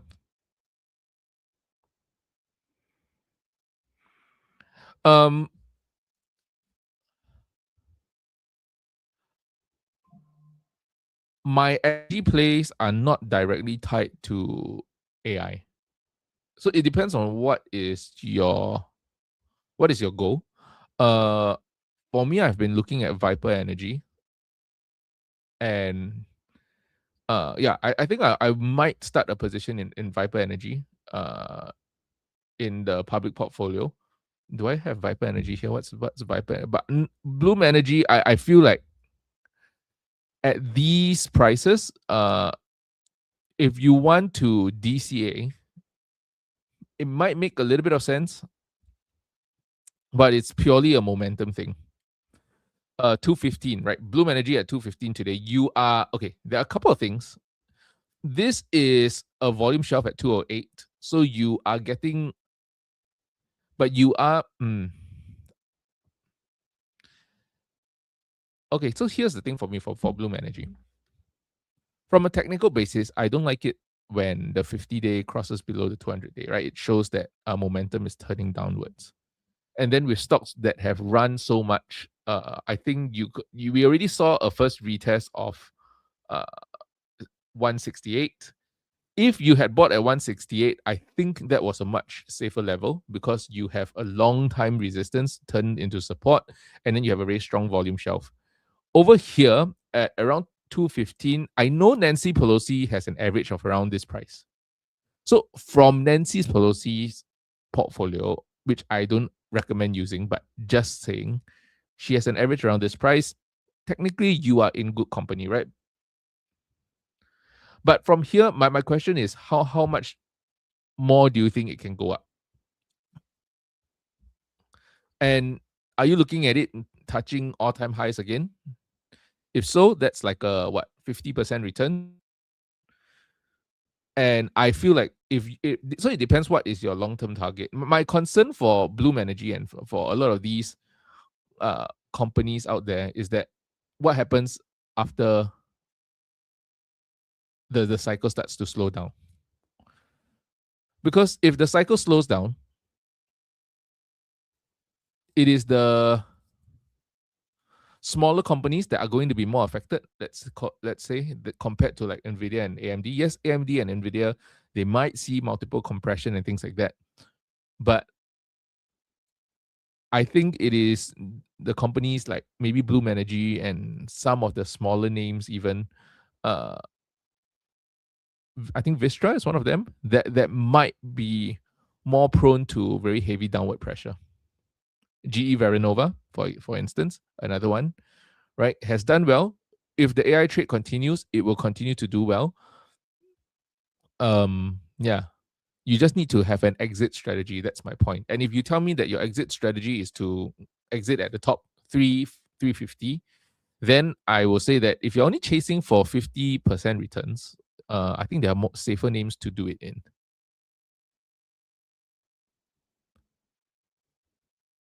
Like if you do the fair value for a company like Nvidia, you can argue for Nvidia being at 275 to 300. And they will be exposed to the AI cyclicality, right? But at the same time, if the entire AI trade crumbles, you are at least certain that Nvidia will be more or less fine. Will Bloom Energy be fine? I don't know about their company well enough to say that for sure. So yes, I am. My thoughts is that Bloom Energy is a good AI play. It depends what kind of returns are you looking at and what's your objective. If you are looking at this as a momentum trade, the bullish thing is that it has bounced off the 200-day moving average twice, and on the long term, it looks that it is trending back up. But like I said, if your only objective is to a quick trade back to all-time highs, then I think there are safer ways for you to get a 50% return that protects your downside as well. Of course, the technicals are in your favor over here. You can see 160 has been a very strong level that it tends to return to. So in any worst case scenario, you are looking at that as being the floor.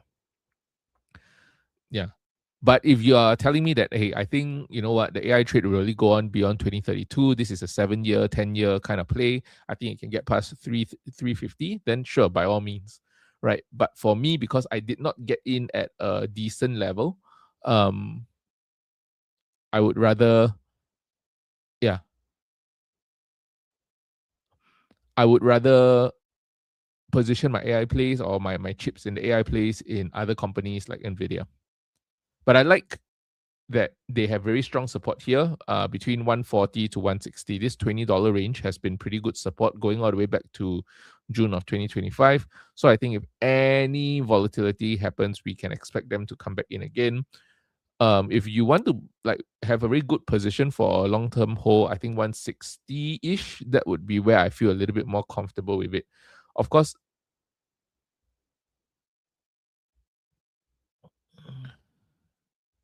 what was I looking at just now?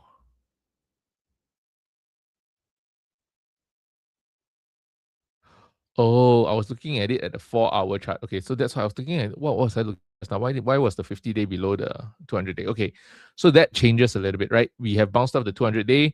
50-day is not below the 200-day yet, but it is coming down. So it's still very far away. You don't have to worry too much about it. It only crossed the 100-day, not the 200-day.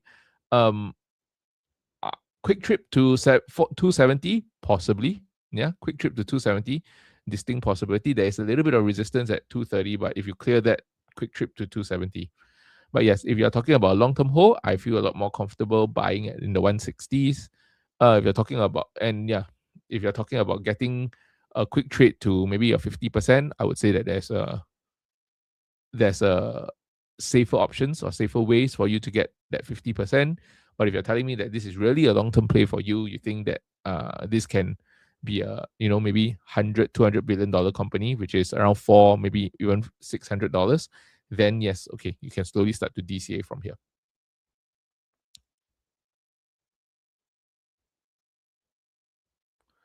BMNR is trying to retest the breakdowns from December, January base. Let me see. BMNR. Where's my call positions? BMNR. Oh, right. Okay, you're talking about here.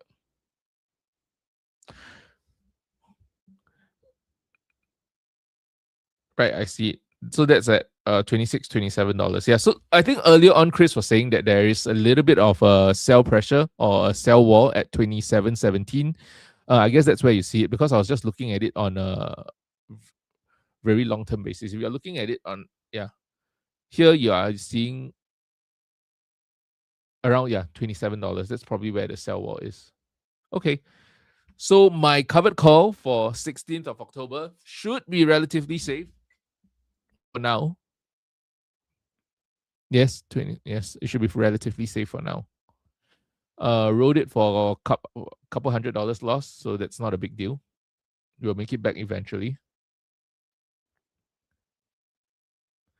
And I think a lot of my options are expiring. Some of my options are expiring soon. Like you see the CoreWeave one, 4th of September. SoFi, okay, SoFi is a bit more, 3 weeks. So yeah. So I'll be able to make some premiums back from the other companies, but at least we're giving ourselves a little bit of room to run. I do not want to stand in the way of crypto running. Okay, ASTS might turn green today.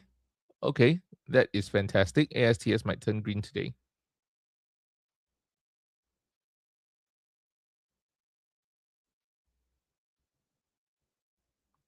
Yeah, if we can consolidate 25, 26, I think that would be good. And I can still buy at 25, 26 below my overall cost basis. So that would be ideal.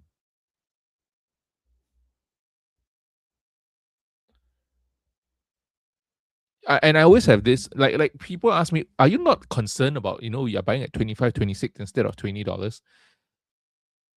And I always tell people, if you are right on a thesis, you're not looking for a 20, even 30% move. I mean, swing trading aside. Like for me, the adoption of Ethereum is a longer term thesis, looking up through to the end of the decade. And if I'm right about the adoption of Ethereum, about where the entire trajectory is going to go, the returns are not going to be 20, 30%.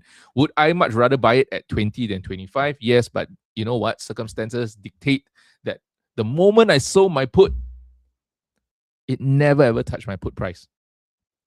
What can I do about it, right? If I gone back, I had the same information, I would have done the same thing because there was nothing I could have done or know to really foresee that this could have happened. So I don't beat myself up from that. I look at it, yes, it's up 20% from that price that I wanted to buy, which is between $18 to $20. But if I'm right about Ethereum, if the new crypto bull cycle comes around, second half of 2027, will Bitmine just stay at 25? No, I'm looking at $50, $60, right? If you're at the very least, if you're looking at $50, $60, it sounds insane because I miss out on the run between 20 to 25. So I'm not going to buy it at 25, even though I think it's getting to $50, $60. That's at least a double from here in the next 1 year. So that's my thesis, and I'm acting on my thesis, right? I'm not saying that it will get to $50, $60. I am saying that I expect crypto to rally back half of 2027. Not this rally, like a real full-on making all-time highs again. And if I think that it can make all-time highs back half of 2027, maybe early 28, I don't really chart the 4-year cycle to the very exact day, but yeah, end 27, early 28, around that time period. If you are expecting that, or like me, if I am expecting that, then there's really no reason for me to worry about buying at 25 or 20. It's the same thing as last year, right?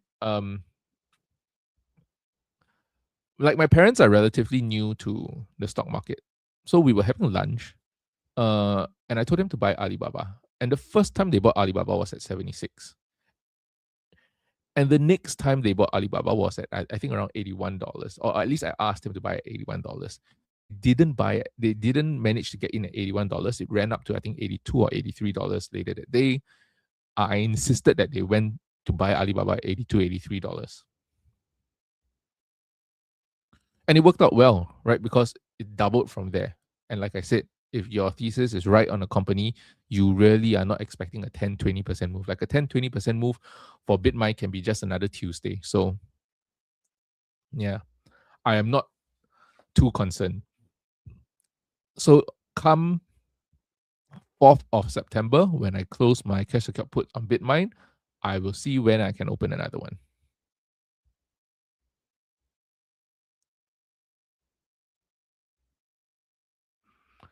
Filling up good. Yes. Yeah. Unfortunately for SoFi, not really a breakout yet, but at least we are consolidating just below the 50% FIB, and we are finding a little bit of support on the 50-day moving average. Mark Carney and Trump hate each other. There's really nothing we need from Canada. That is true. Yes.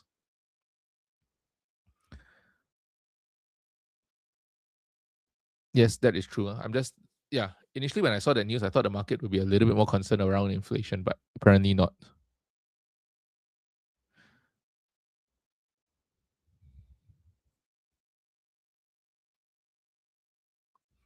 No, you know what? I've never really been interested in Celsius because the hype never caught on in Singapore. I think the hype mostly was confined to the US. Like I see all of the YouTubers that I watch, Amit didn't. What, Tanner, Tavis, Roy. They always drink Celsius, right? So but it never ever caught on in Singapore. So I think like Monster beverage was and still rather popular in Singapore. But because Celsius never caught on, so as an investing thesis, I never really caught on as well.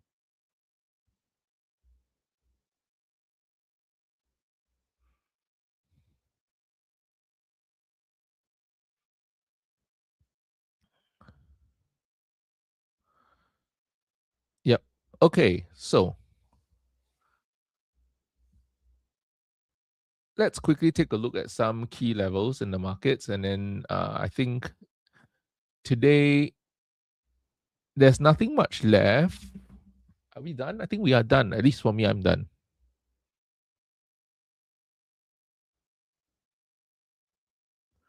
Okay, so I just want to just pay attention to key levels, especially going into tomorrow's. Is it tomorrow? Yeah, tomorrow's Nvidia earnings.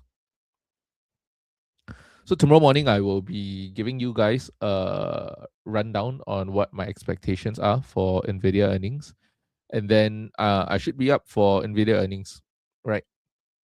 So it's like 5 a.m. Singapore time. So I will be on tomorrow 9:30, same, but after that I might end up leaving a bit earlier so that I can take a short nap and then I'll wake up for the earnings at 4 a.m. So, okay, key levels for SoFi, very simple. Nothing has changed over here. We are still looking at the 50% FIB. I think once SoFi breaks out above $19, we will see a very quick retest of the 0.328 FIB, maybe even the 0.236 at $26. So, you know what's going to be the catalyst? When my covered calls expire and then I sell my next one at $23, it's going to run and scare the shit out of me. Okay, so that is SoFi. BMNR, today we have just shifted our covered call from $23, which is over here somewhere, all the way to $28, which is, if you look at the BitMine chart, just by the chart itself, it tells you like it's in no man's land. But earlier on, when I was using Webull, which is why I want to use TradingView now, because Moomoo is really not having enough features for me. There is a volume shelf at around $27. So I'm not expecting the rally to have enough momentum to take it past $28. That's number one. Number two, ETH has a pretty strong resistance or range over here between 28 and 2800 and 3200. So I'm expecting that even if ETH continues to rally, we will see it range bound for a while between 28 and 2800 to 3200. And that would actually be a good level for it to stay range bound and consolidate for a while, so that before we actually exit the crypto winter, like I said, thesis hasn't changed, back half of 2027, right? The US 10-year is 4.65. That's decent, right? Love to see that. And then after that, you have, okay, so you have Zeta. Zeta, again, bouncing off the 0.618 couple of days ago. I'm not holding up high hopes that it will drop below it, which is fine, right? My average cost of Zeta is $17, so it's not like a big deal. It's just that I receive $1.05 from my covered calls, which would put my average sell price at $28.05. So if this can just drop below $28.05, I would very much appreciate it, right? So I can actually buy it back once my covered call expires. Robinhood, again, breaking past the 0.382. The last time it did that, it tried to did it try? And it didn't really try.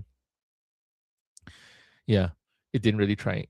We could get a retest of this 0.236, but yeah, I don't think Robinhood, I think, beneficiary of the crypto trade, definitely. And if we get lesser cuts expected by the Fed, I do expect this to rally a little bit.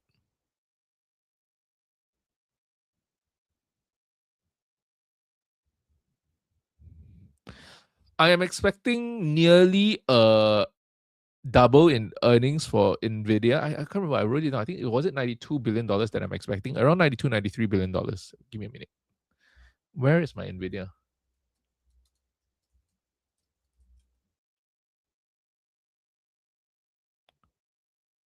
I think I'm at like $93 billion. Yeah, their own expectation is 92. My expectation is closer to 93, 94. Is that a double? I think it's close to a double. Like my expectation is like they nearly double their revenue.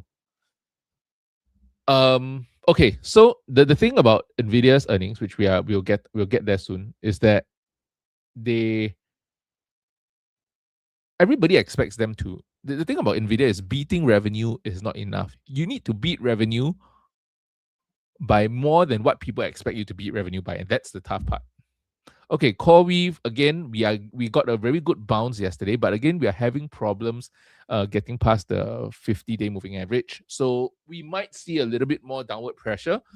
Earlier on, we were talking about this name as a potential name to sell more covered calls, because in my main account, as you saw, my CoreWeave position average is in the 60s, but in this account, I got in a little bit early. My average position is at 83. So if I want to lower my cost basis, I could look at selling cash secured puts on CoreWeave. What level am I looking at? If I want to be extra conservative, you can go to $65, but I think $65 only gets you $1.70, and it's a 0.1 delta, right? So if you do not want to get a sign, you just want to roll the premiums, then maybe you try $65. But if you're like me, you don't mind getting a sign, $70 would be fantastic. That would take my average down to around 75, I believe. Is it 75? No, 76. Right, that would take my average down to around 76, and then I still get around 4% premium. So that is something that I'm definitely looking at. ASTS, again, long term, no problem. But my only issue is that I entered this as a trade, didn't sell. Now you see I'm stuck with the position. I'm still profitable. This ASTS trade has been very good. Like, I've already closed the cash secured put on ASTS for about $200 profit. The covered call, if it expires worthless, it's $400 profit, so that's $600. And then if I sell it now, I'm getting $400, sorry, profit from here. So it's $1,000 of profit within the last 2 to 3 weeks. And why is that significant? Because I mostly sold Grab at around a $1,500 loss to move into ASTS. And I made back most of that $1,500 loss. Actually, if I sold it when I was supposed to, when it touched the 50-day moving average, I would have made back everything, but I didn't. So mistakes were made, but that's fine.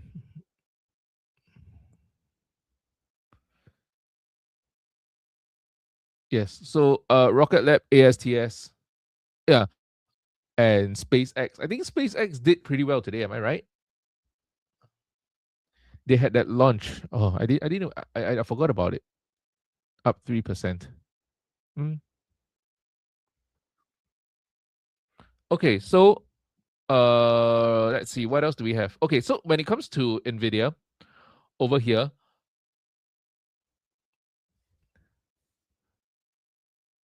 what's the expected move? Give me a minute. Okay, I'll go and calculate the expected move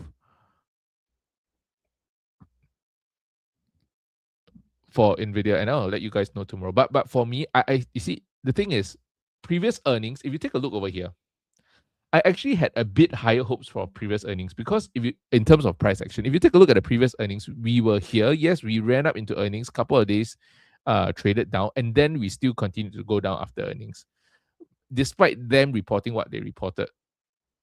Now we are in a very similar position. We kind of ran up, and then, okay, granted, couple more down days than we had previously, but there is no guarantee that after they report earnings, they do not retest this. And I already have $11,000 sitting in this account specifically for this.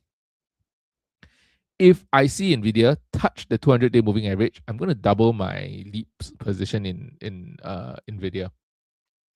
Because as I was saying just now to, I think, Brian, who was asking me about Bloom Energy, Nvidia, at least to me, is the safer way to, if you're looking at just 50% upside, right? Nvidia, $300, I don't think it's that far-fetched. You are getting the same kind of potential returns for much less risk.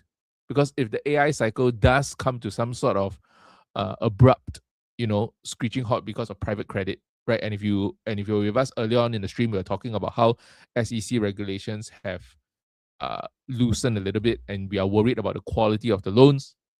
These things could derail the AI trade, not because that there's no demand, things outside of it.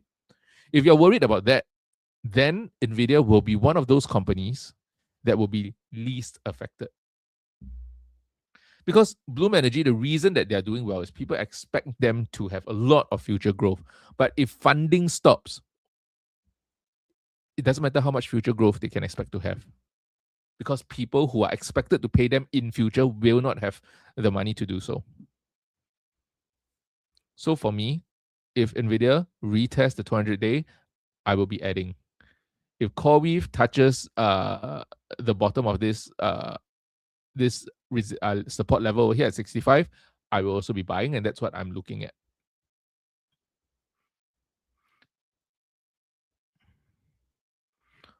Path strong into earnings on the third. Nice. 200 calls on we expect a breakout gamble for $1. Yeah. Maybe we do short-term leaps. Maybe Friday, expiring Friday. I'll consider that. Does Micron setup break above 1,000 could run to new highs, inverse head and shoulders? Is it Micron?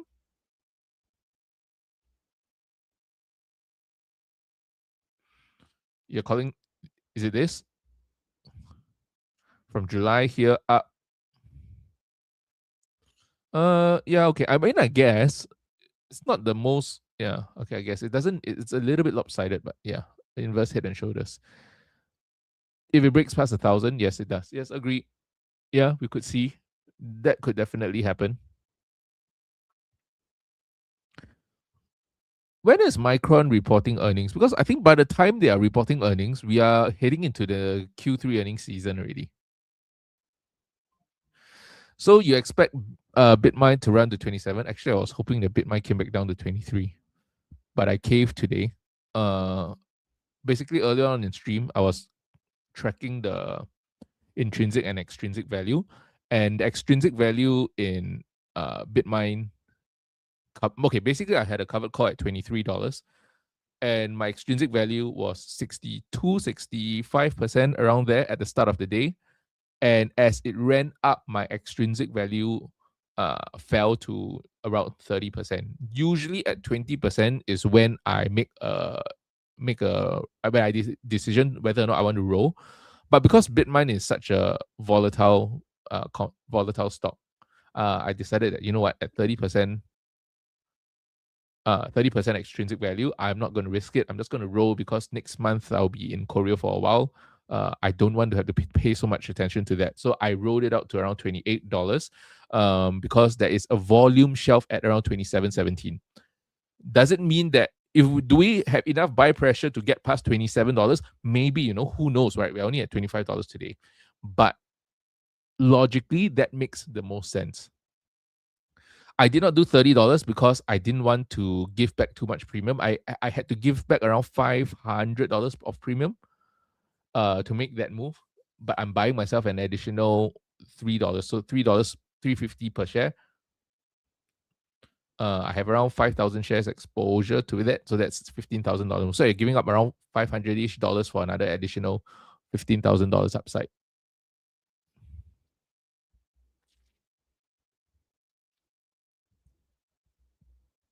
So that's about BMNR back. Worth selling puts on Nvidia. Yes, so I've answered that. I will be looking to buy. If everyone buying Intel, what's your take on Intel? Intel, I think for the US is too big to fail. Like if you buy Intel, nothing to do with valuation. Don't even talk to me about valuation when it comes to Intel. Don't talk to me about technology. The only reason why you buy Intel is because you believe that US needs to diversify away from TSMC. They need their to have the manufacturer within the US. That's it. That is the entire thesis, right? The government will not let them fail. So I think with Intel, definitely we could see, if you are asking me where would I start to consider Intel as an attractive long hold, I would say that maybe let them close the gap. I know Nancy Pelosi is in on this, and if Nancy Pelosi is in on this, maybe they have some sort of government contracts or something coming up. You just don't know. But I would not risk it. Like this, buying Intel here is like really buying in no man's land. So for me, this gap close at around $69-70 coincides with the 200-day moving average. If you're in it for the long haul, this area would be a place where you might want to get a bit more interested. Oh, if expected move is 5%, that's fantastic. You know what? Because 5% is basically down to the 200-day moving average. I was going to count that. Yeah.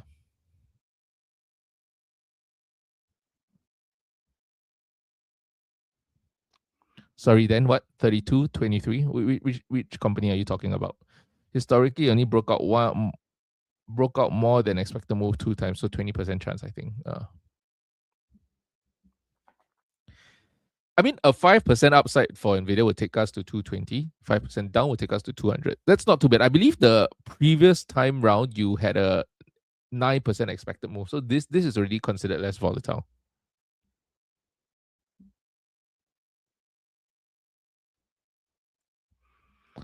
Yep. ETH has a bunch of resistance through to 27.55. Agreed. Right. So that's why I have, like, everything seems to tell me $28. Buy yourself an additional month, pay the $500 premium back, and then basically, I have the volume shelf as my protection against the $28 strike. You are basically coming up from the bottom, and then you are testing the 0.236 FIB or something like that. I can't remember. Oh no, the 0.382 FIB. So there are a couple of resistance at that level, and then Ethereum has a very strong range of resistance. I feel a resistance band between 2,800 and 3,200. So these three things combined together, plus the fact that I am stubborn, I do not want to. I would much rather manage the position again than to roll out to $30, close it profitably, but be down even more on my premiums, because I am being a little bit greedy over here. That, you know what, I'm just going to sell it at 28. If we really run to 28, I'm not complaining, right? Because I will be up $15,000 on the stock position. Then I will just pay even more to premiums to let it run even further. Yep. So that's basically the strategy for BMNR and all that going into the next couple of weeks. Pleasantly surprised to see how strong the run for BMNR has been. Right now, there's nothing stopping BMNR from getting from where they are today to 27, 28. So yesterday I was saying we might see a test below. We might see a test of the top end of the resistance, and we still might, right? This is the first full candle above this. If we close above $23, $24 over here, yes, that will be the first full green candle above. Do we get a retest? Yes, because I think we might. I do not rule that out, but yeah, there's basically nothing in terms of the volume stopping BMNR from getting up to $27, $28. Thank you, Dan. Thank you for your support. Thank you for your time here today. So yes, with that, we've gone through the companies in the portfolio. Oh yes, last company. I've kind of like neglected it, but it's been doing what it's supposed to do, right? Tested the top of the wedge, came back up, and then yeah, I am expecting basically a bigger move up to 140, and then we'll see what happens over there. Okay, so that's with ServiceNow. Nothing much to say. My covered call for ServiceNow not expiring anytime soon, I believe. What's my ServiceNow? ServiceNow. Oh, here. ServiceNow, you can see our cost basis, $99. We are at about $150 covered call. So no real threat to this position over here. Did you talk about AVGO? No. Did something happen to Broadcom today? I did not talk about Broadcom today.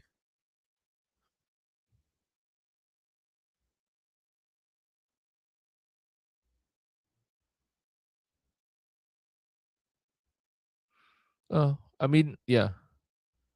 It is at very attractive levels. If you go back in time, you can see that every time Broadcom touches the 200-day moving average or near there, it's always a decent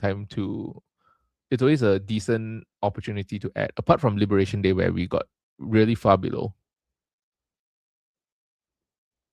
Yeah, it got smashed for nothing. So one of the okay, at the place where I work, we do have pretty good relationships with Capital Group, and yeah, they are definitely bullish Broadcom. And I would trust them because I think the fund managers in Capital Group would know more than me, because some of them are directors sitting on the board of directors of Broadcom. So I would say that, yeah, good DCA position. If we see a breakdown, you do have resistance at around 320, right? So your downside is probably only like just over 10%. Yep, I agree. And I think the PE has come down from quite a bit. I think previously at 80 times PE, you might find it a little bit hard to justify. I'm not saying that 60 is cheap by any stretch of the imagination, but if you're looking at the forward PE and forward 1 year, it's only 27 times. Right? So I do like Broadcom. All right. And with that, thank you very much, ladies and gentlemen. Tomorrow, shorter stream in the morning, but we'll start at the same time around 9:30. Then I will call it a day, maybe an hour and a half in or so. So, or maybe an hour and a half in, let's see. And then I will be streaming NVIDIA. Tomorrow, mostly I'll be going through my expectations. I'm finishing up my spreadsheet for NVIDIA.